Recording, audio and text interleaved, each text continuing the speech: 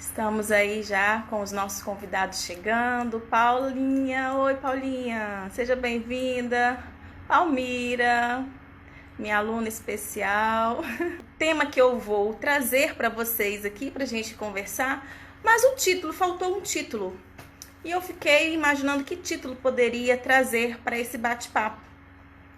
E eu, em uma de minhas leituras, que aqui em casa, para quem já veio aqui sabe que tem livro para todo quanto é lado, eu peguei um livro para ler sobre questão de persuasão, a escrita persuasiva, porque há pessoas que conseguem manipular tão bem a palavra, seja oral ou seja escrita, que ela te convence, que ela te marca pela forma como ela está falando.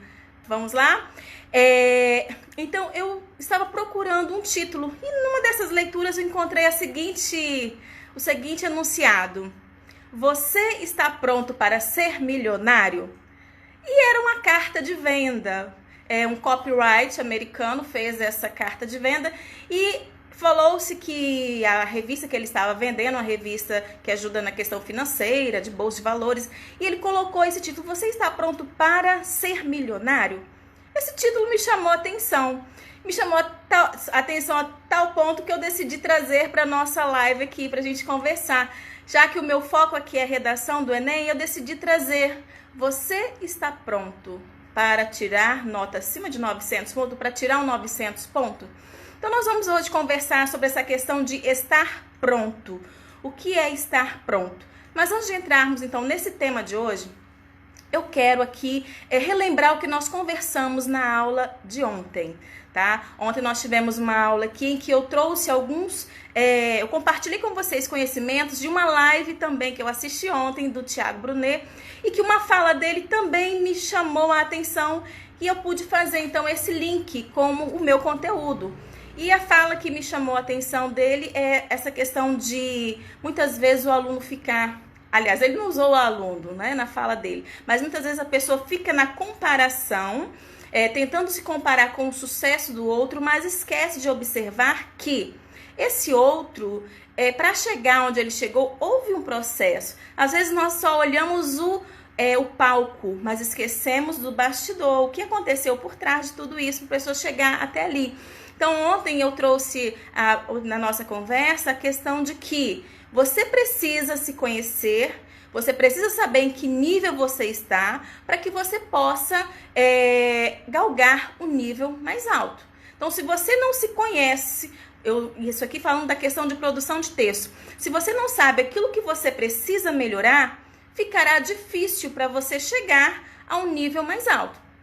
Então, ontem nós conversamos aqui, eu trouxe essa reflexão e, inclusive, hoje eu até fiz um post aqui no meu Insta falando uma fala também do Thiago, em que ele coloca: destrua a comparação e reforce a referência. Então, você não deve ficar se comparando com o outro, mas você precisa pegar aquelas pessoas para que sirvam de referência para você. Então, se essa pessoa tem os mesmos princípios, os mesmos valores, as mesmas motivações, então você se identificar com essa pessoa é legal. Agora, a questão de se comparar, se achar inferior, isso aí não é legal. Então, destrua essa questão de se comparar, mas pegue aquilo que o outro tem de bom, modele isso. E trazendo para a questão do texto, que eu falei que muitos alunos, eles pegam na internet uma redação nota 1000 e querem trazer aquele modelo para si, sendo que, na verdade, aquele modelo não cabe dentro do perfil daquele aluno. Eu já conversei aqui em outros momentos que cada aluno tem um estilo próprio para escrever. E eu, quanto profissional, o que eu faço? Eu primeiro peço ao meu aluno que produza um texto.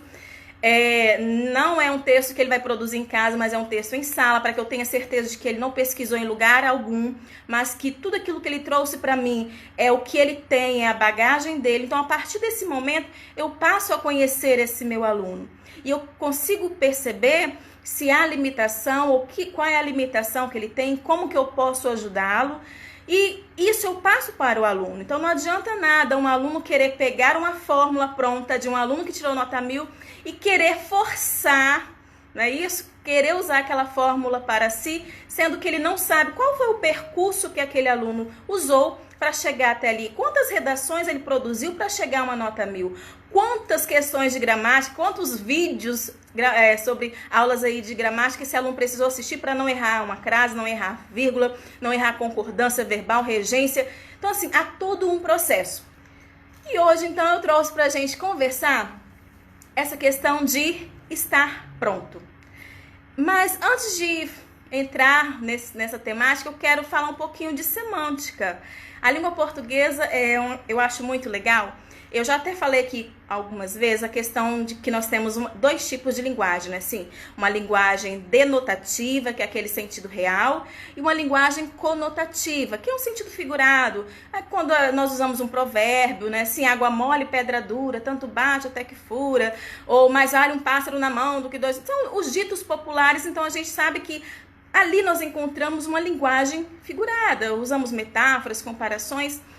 Mas a semântica, ela trabalha com o sentido. Então, em língua portuguesa, nós temos a estilística, que vai trabalhar as figuras, a questão do estilo na hora de produzir.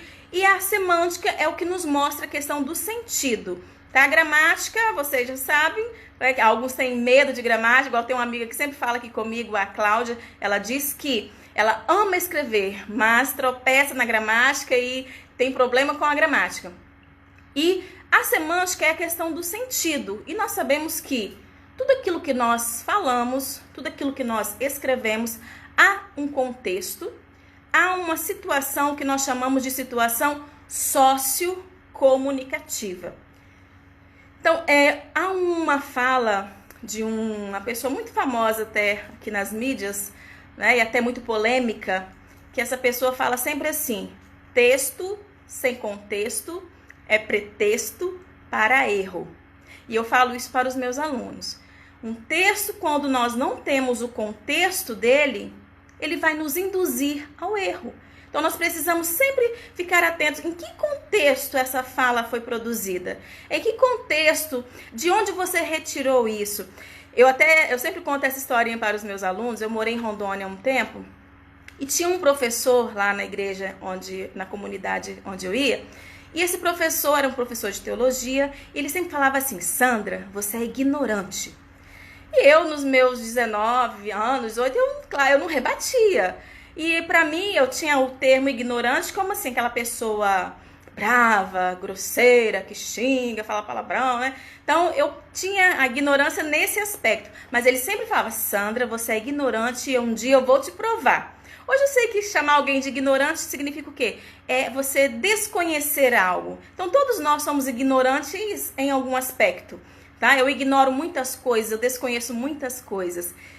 E aí, esse professor, um dia, ele chegou para mim, pegou a Bíblia, ele é um professor de teologia, e ele falou assim: Sandra, abre aí um salmo tal e... Aliás, ele primeiro falou assim: Sandra, é correto pegar o filho e bater a cabeça desse filho na pedra? Eu falei assim: claro que não, onde já se viu essa violência? E ele falou assim: eu não disse que você era ignorante? Muito ignorante, dona Sandra. Pega a Bíblia, dona Sandra. Ele tinha um jeito assim muito sério, e ele falava sério: você é um ignorante. Aí eu peguei a Bíblia, ele abre aí no salmo tal e lê o verso tal, que agora eu não me lembro. E estava dizendo assim: felizes aqueles que pegam os seus filhos e dão com a cabeça deles na pedra. Aí eu parei e falei: e agora? O que você me diz? Você não crê na Bíblia? A Bíblia não está dizendo aí que pode fazer isso? E eu falei assim: se eu me der só um minutinho. Aí, porque ele mandou eu ler e tomou a Bíblia de volta. Eu falei assim: mas me dá aqui a Bíblia de novo. Aí eu peguei e li o verso anterior. Aí eu falei para ele: olha, mas aqui está falando nesse contexto. Felizes aqueles que pegarem todos os inimigos, aqueles que escravizaram Israel. Então, se alguém pegasse um filho desses inimigos de Israel, que martirizaram Israel aí por muito tempo, e fizesse isso, Deus iria abençoar. Porque quem abençoa Israel é abençoado. Quem amaldiçoa Israel é amaldiçoado. Eu falei assim: mas esse contexto é para isso, professor. Não quer dizer que eu vou pegar meu filho e bater a cabeça dele na pedra. Ele falou assim: muito bem, Sandra. você não é tão ignorante quanto eu pensei. Então ele falou assim, olha, nunca analise uma frase, um verso, sem saber o contexto de produção. E ele não usou essa expressão, mas ele diz que texto sem contexto é pretexto para erro. E nós, quando falamos de semântica em língua portuguesa, então há palavrinhas que, de acordo com o contexto, têm, assim, inúmeros significados. E o título dessa aula hoje que eu coloquei, você está pronto para tirar 900 pontos no Enem? O que é estar pronto? Então, se nós formos analisar, a palavrinha pronto tem vários significados na língua portuguesa. Até mesmo uma coisa que chama atenção a professores de português que trabalham teses de mestrado, de doutorado, sobre essa questão da significação das palavras, igual o verbo dar. O dar pode ser, eu vou dar uma volta. Eu dei um beijo em fulano. Eu dei 10 reais a ciclano. Então, de acordo com a situação, o verbo dar vai tendo vários sentidos, não é assim? E no caso aqui da palavrinha estar pronto, qual o sentido de estar? O que pode significar a palavrinha pronto? Por exemplo, eu tenho o hábito, né, de preparar o alimento e colocar a comida no prato e chamar Mateus ou meu esposo, tá pronta ou tá pronto. Então, nesse contexto, quer dizer, eu já finalizei, a comida está preparada, já podem vir comer. Então, pronto tem esse sentido. Mas se eu chegar numa outra situação e alguém falar assim, Sandra, eu passo aí às 10 horas para te buscar para irmos a tal lugar. E a pessoa chegar e eu não estar preparada, o que vai acontecer? Eu vou dizer, eu não estou pronta, não é assim? Eu não estou preparada ainda. Obrigada, professora Ercília, pela palavra aí. Vamos aprender juntas. Então, de acordo com o contexto, pronto pode significar também o quê? Uma outra situação. Olha, Sandra, eu estou pronto para o que der e vier. Conte comigo. Então, a palavra pronto, nesse contexto, significa o quê? Olha, eu estou aqui apto, eu estou preparado, venha o que vier, eu estou contigo, eu não te abandono. Então, o que der, o que for para passar, nós vamos passar juntos. Há uma outra situação em que nós também podemos usar o pronto, por exemplo, eu até escrevi várias frases aqui. Agora sim, o trabalho está pronto, ou seja, agora sim eu finalizei isso, eu acabei. Ou estou pronto para o que deve ou conte comigo, estou sempre pronto. Então, pronto pode significar também estar disponível. A hora que você precisar, eu estou disponível para te ajudar.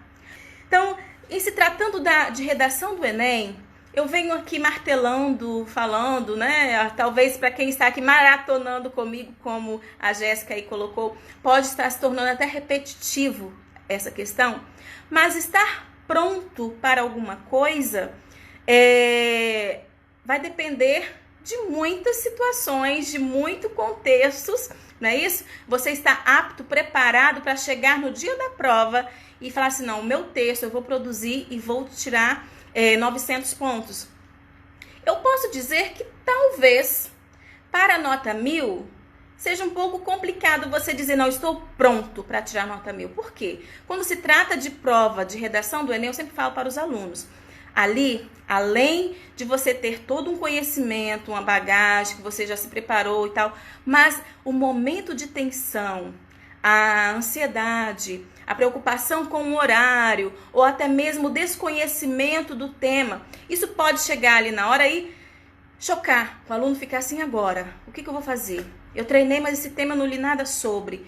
O aluno ele pode se desestabilizar emocionalmente e impedir de tirar a nota 1000. Agora, o 900 pontos, mesmo que você não saiba do tema, que é claro que nós não sabemos o tema. Tem aqueles casos de pessoas que sonham, né? Como o ano passado nós vimos aí na internet alunos falando que sonharam, ou professores que ficam chutando, não, provavelmente será esse tema. Então nós simplesmente fazemos suposições. Agora dizer vai ser esse tema, nós não temos essa capacidade para dizer isso aí, não é assim? E aí, o que acontece? Nós temos o Arthur aqui. Oi, Arthur, seja bem-vindo. O que acontece? Quando nós chegamos ali na redação, então você pode ir certo de que não, 900 eu vou tirar se você se preparar, se você tiver todo um antes que vai te levar a chegar a esse patamar. Uma coisa que eu comentei ontem, na aula de ontem, é que nós não tropeçamos em montanhas, nós tropeçamos em pequenas coisas, não é assim? Então, muitos alunos, às vezes, eles pensam e se preocupam em querer saber, querer adivinhar o tema, sendo que a preocupação dele naquele momento deveria ser o quê?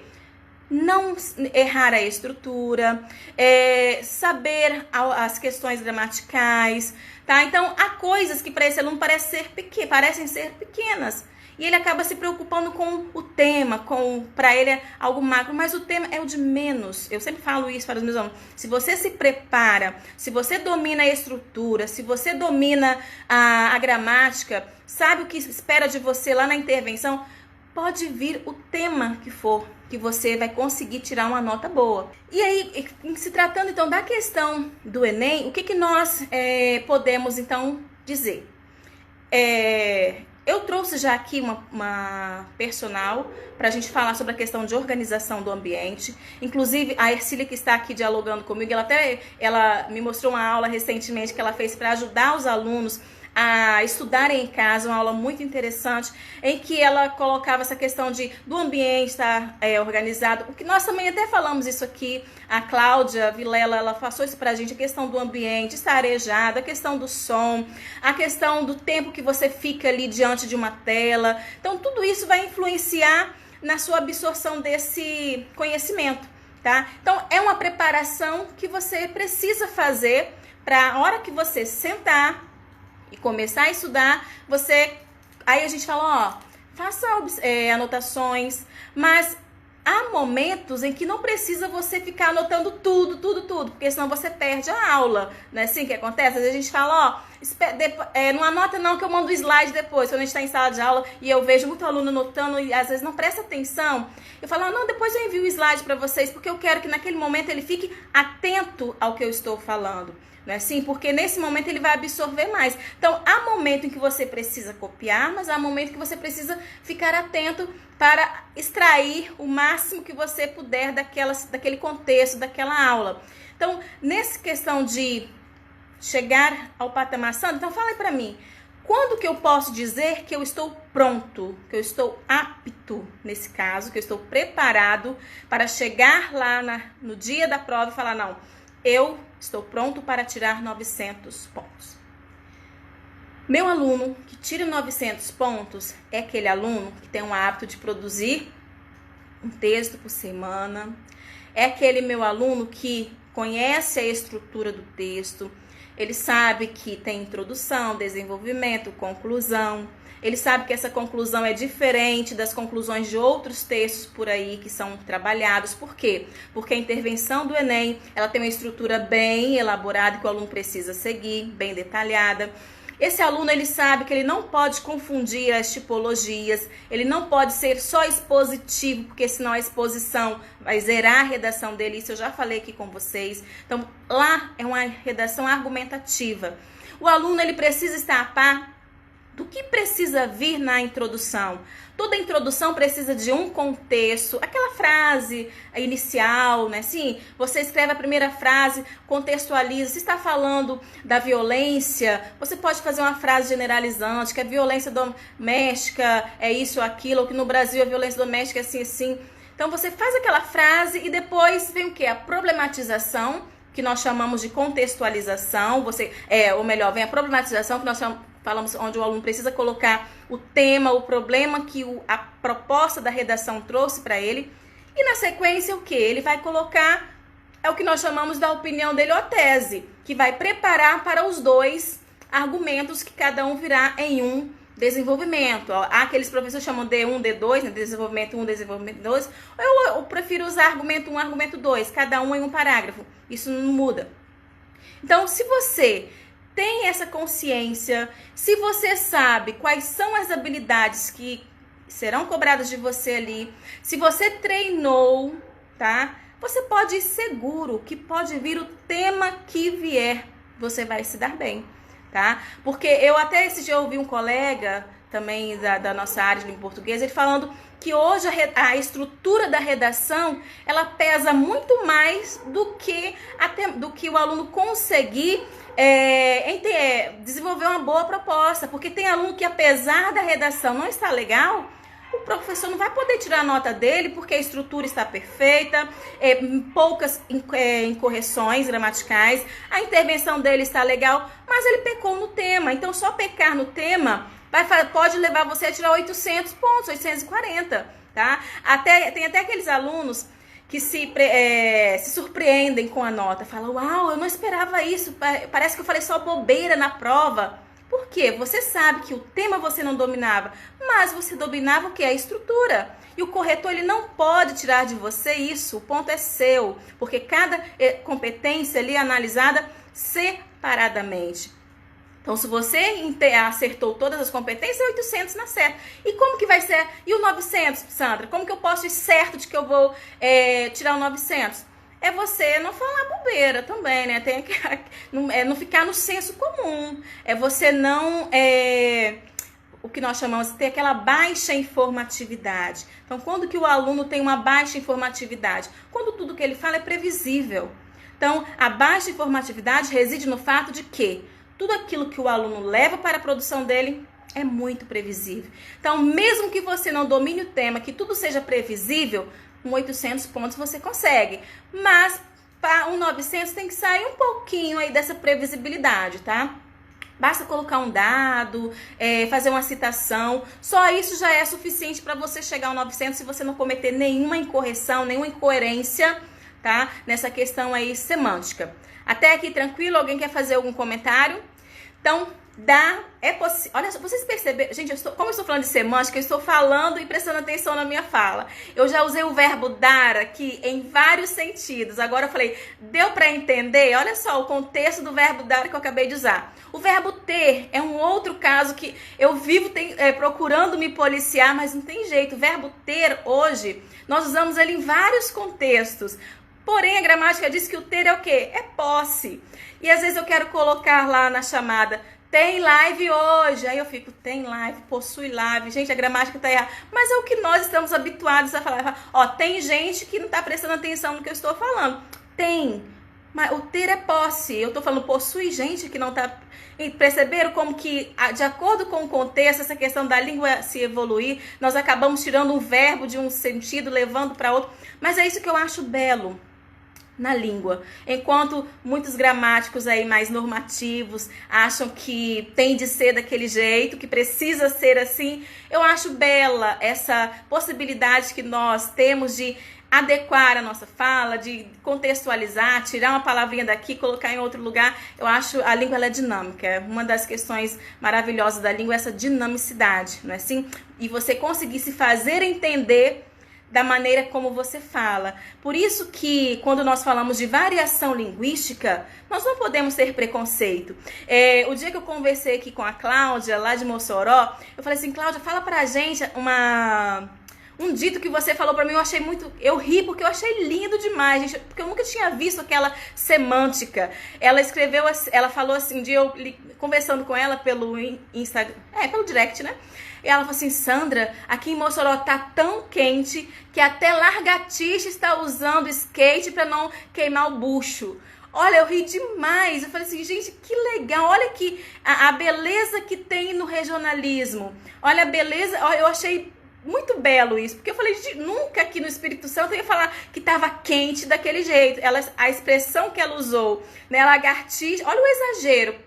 Nós falamos assim, nossa, eu tô morrendo. Nós falamos, tô morrendo de calor, tá quente demais. Tem gente que fala assim, isso aqui parece um inferno, né? Mas a semântica da região dela falou assim, não, está tão quente que lagartixa, não, que calango, ela usou o termo calango, olha só, já tô trazendo pra minha região. Ela usou que calango está usando skate para não queimar, para não ralar o bucho ou para não queimar o bucho. Falei, que interessante, que belo essa questão de nós podermos usar a língua, manipular o nosso idioma de acordo com diferentes contextos em cada região, para exagerar, no caso que estava quente demais, né? Uma coisa assim, surreal. Então, voltando aqui mais um pouquinho, só eu abrir esse parênteses para falar da variação linguística. Tem uma fala que eu anotei hoje também para compartilhar com vocês, que diz assim, até do Ícaro de Carvalho, eu já apresentei esse livro para vocês, do Ícaro, tá? É uma obra muito interessante que fala sobre saber usar as palavras ao ponto de até você viver delas, viver financeiramente, o poder que é nas palavras, porque hoje precisa-se muito de copyright, né, assim? De muitos copyrights. Pessoas que vão usar a escrita para viver dela, para fazer vendas, né? E por aí vai. E o Ícaro ele diz o seguinte, que o bom texto tem o poder de transportar o leitor de um lugar para outro, ou lhe provocar reações físicas. Você já pensou, né? Quando você começa a escrever... Olha, eu tô lendo aqui uma fala do Arthur. Conheço umas pessoas do Rio Grande do Norte que vivem falando galado. O que vem a ser isso, Arthur? Agora eu não sei, galado. Não sei, traduz aí pra mim, por favor, que eu acho que os outros também vão querer saber. A Ercília está comentando aqui que ela morou em Rondônia um tempo e também ouviu muitas variações, não é isso, Ercília? Muitas variações linguísticas. Galado seria hilário. Nunca ouvi essa expressão. Hilário, olha que interessante. Aprendemos mais um regionalismo na aula de hoje. Então, quando o Ícaro ele fala que o texto ele provoca emoções, às vezes quando eu estou trabalhando também na sala, eu sempre questiono os meus alunos, quem aqui já se emocionou ao ler um texto? Geralmente o que a gente questiona mais é texto literário, não é assim? Quem já chorou pela morte de um protagonista? Quem já se emocionou? Ou quem já ficou com raiva? Quem já tomou ira de um personagem? Todo texto que é encenado, primeiro ele é escrito, não é assim? Não tem um roteiro? Então a pessoa ela manipulou tão bem as palavras ao ponto de suscitar emoções físicas no outro. Tá, Sandra, mas nós estamos aqui falando de redação do Enem. Que emoção eu vou suscitar no meu corretor? Olha, eu acho que eu já comentei isso aqui alguma vez, mas a texto que o corretor pega, ele faz uma careta, tá? Então olha só, o seu texto... qual a reação dele? Nossa, vixe, a letra, primeira coisa, né? Meu Deus do céu. O cara nem chegou a ler, mas a letra já assustou. Então já tem uma reação. Ou quando ele começa a ler, percebe alguns errinhos ortográficos. Vixe, eu não acredito. Às vezes até a pessoa vai corrigindo o texto e até pronunciando, né? Não acredito que esse cara aqui cometeu essa inadequação. Ou aquele texto que quando o corretor pega já na introdução, ele lê e fala... Uau, peraí, esse aqui vale a pena ler com mais calma. Então, já desperta nesse leitor, pela forma como você está manipulando a palavra, o interesse, tá? Para não, preciso ler com atenção. Então, provocou no corretor uma reação física. Ele parou, se ele estava corrigindo mais rápido, ele deu uma parada, falou assim, não, eu preciso ler com mais atenção. Então, o bom texto, ele vai suscitar essas, como diz aqui, provocar reações físicas, em quem pode provocar reações físicas, e pode marcar também as pessoas a tal ponto que você nunca vai esquecer. Assim, olha, eu li uma frase... de um autor falando de tal que me marcou. Nossa, eu li um livro que eu indico para todo mundo. Eu recebi essa semana um bingo. Eu postei até no meu history. A minha colega, a Adriana Guzmão, enviou para mim um bingo literário. Não lembro o nome do bingo, o título. Mas mostrava assim as reações do leitor. Já chorou quando morreu o protagonista? Ou já sentiu ódio do vilão? Ou já pegou um livro e cheirou? Aquelas reações que um leitor que gosta realmente de ler mesmo, não ler por obrigação, faz. Hoje nós temos as questões, muitos livros virtuais, não é assim? Mas tem gente que prefere ter o livro para passar a mão, até cheirar a capa, ou folhear, poder riscar. Então, nesse bingo tinha essas opções para nós marcarmos. Então, o bom texto, ele marca a gente. Ó, o Arthur comentando aqui que comprou um livro de poemas. Ó, que interessante. Um livro de poemas nessa quarentena. Então, assim, é importante nós percebermos e estarmos atentos de que para chegar aos 900 pontos, você pode sim dizer, eu estou preparado, eu estou pronto para tirar 900 pontos. E é isso que eu sempre procuro passar para os meus alunos. Tem como você ir para lá confiante de que independente do tema que vier, você vai mandar bem, como dizem os jovens, você vai sair muito bem. Então, o fato de você ter se organizado antes, de você ter se preparado, ter estudado, ter treinado, não vai te deixar surpreso. Pode vir o tema que for, que você vai ter a confiança de que eu sei a estrutura, eu sei como fazer. Pode ser qualquer texto, mesmo que eu não domine o tema, mas tem texto de apoio. Eu posso me basear nesse texto de apoio, não posso copiar, mas eu posso me basear para tirar as minhas ideias. Então, assim, você tem como chegar ao Enem dizendo que fala, eu estou preparado. Igual aqui o Romário está colocando, planejamento é tudo. Eu até anotei uma frase que eu quero passar para vocês. Agora, dos livros que eu peguei hoje, eu não anotei o autor, mas não é minha, tá? Vou logo dizendo. Ele diz assim: não existe eficiência sem organização. E não existe organização sem prioridades e planejamento, tá? Então, a fala dele é preciso ter planejamento, é preciso ter prioridade. Eu sei que eu tenho várias coisas para fazer, mas o que é prioritário agora? Então, para a redação do Enem, um professor já leu, já corrigiu, já falou que eu tenho que corrigir, melhorar na coesão, melhorar na argumentação, melhorar na intervenção. E aí? Qual que eu preciso, eu vou começar por onde? Você precisa se organizar, tá? Coesão tem muita coisa para estudar, os conectivos, sintaxe, tá? Mas o que é mais fácil? Você é daquele que prefere ir pelo mais fácil ou pelo mais complicado? Então você precisa se conhecer, tá? Para que você possa prosseguir nessa caminhada, para que você seja um autodidata, consiga estudar sozinho, tá? Principalmente agora nesse período aí de quarentena, tá bom, pessoas? O fato de estar pronto. Muitas vezes, o título que me chamou, que me trouxe até aqui foi o seguinte: você está pronto para ser milionário? Muitas pessoas querem ser milionárias, mas o que elas estão fazendo para serem milionárias? Tá, elas estão estudando, elas estão investindo, elas são empreendedoras. O que está fazendo? Tá, você quer ser milionário, mas está correndo atrás para chegar lá, certo? Então, no caso, você precisa tirar 900 pontos para entrar na faculdade que você quer. Mas você está preparado para isso? Você está fazendo a sua parte nesse processo?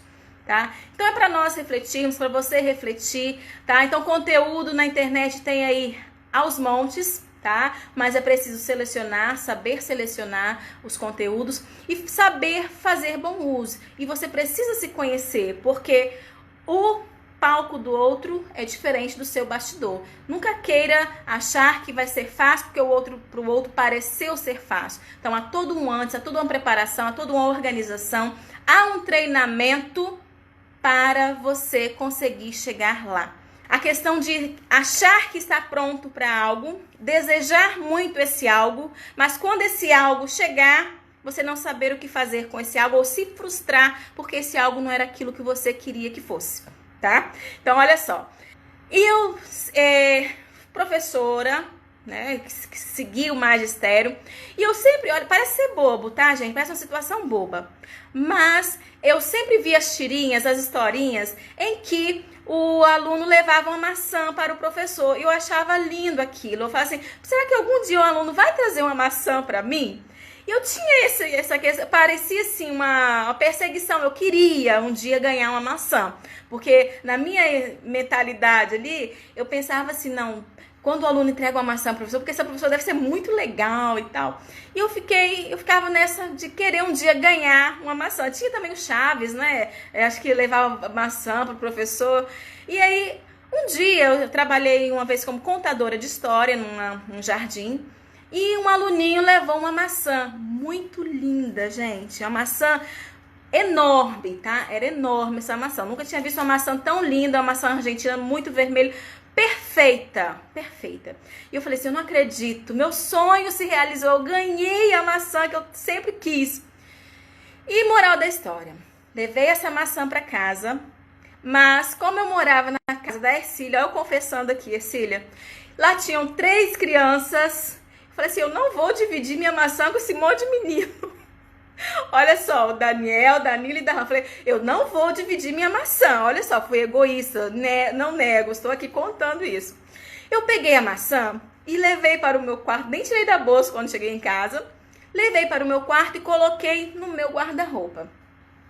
E fiquei aguardando o momento certo para comer. Aí teve um dia, acho que no outro dia, a Ercília e os filhos foram para a igreja, eu fiquei sozinha. Aí o que eu fiz? Não, hoje é a hora de comer a minha maçã. Aí eu peguei, fiz todo aquele, tomei banho, me arrumei, olha só a cena. Fui para a sala, peguei a maçã, fiquei olhando, ou virava para um lado, outro, esfregava na blusa, né? Para ela brilhar mais. Falei assim, que linda. E o cheiro? Falei assim, nossa, não acredito. Vou comê-la sozinha. Gente, eu não tô exagerando, era uma maçã enorme. E aí, eu fiz todo esse ritual sozinha. Peguei, eu fechei os olhos e abri a boca o máximo que eu podia para dar aquela mordida bem grande. Aí fiz e mordi. E tô eu ali mastigando. Aí quando eu abro o olho e olho pra maçã, imagina o que aconteceu. A maçã estava podre. Olha esse link revelando. A maçã, ela estava bichada. Pensem na decepção que eu fiquei. Eu fiquei frustrada. Vocês não têm noção de como que eu fiquei frustrada.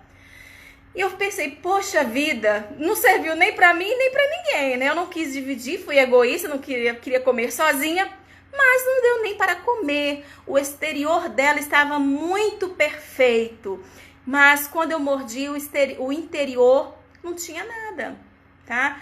E aí eu fiquei, só que aquilo me levou à reflexão. Eu parei na hora e fiquei pensando, falei, poxa vida.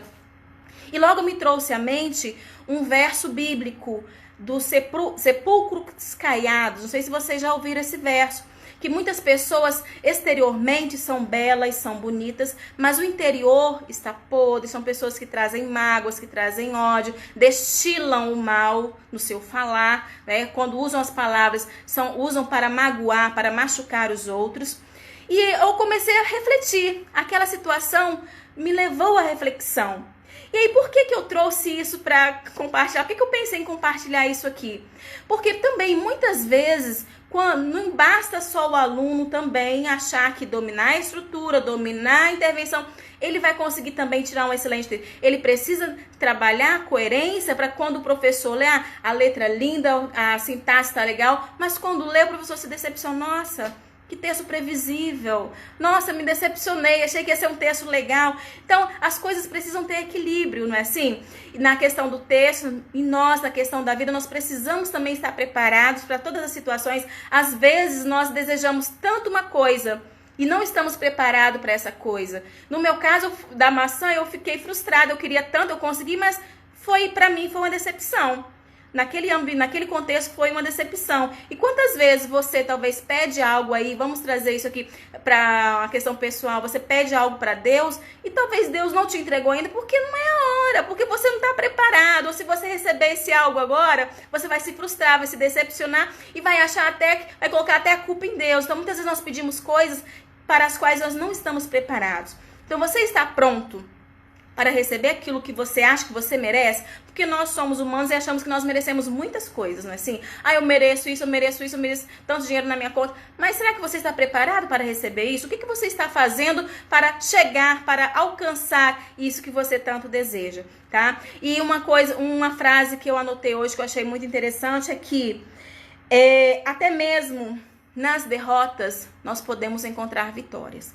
Tá? Então, às vezes, quando você não recebe aquele algo que você quer, no meu caso, a maçã, eu mordi, me decepcionei, mas aquilo me levou a outras reflexões e depois eu já contei essa história para outras pessoas, falaram, nossa, Sandra, realmente faz sentido. Então, a minha frustração foi motivo de depois eu usar para ajudar a outras pessoas, certo?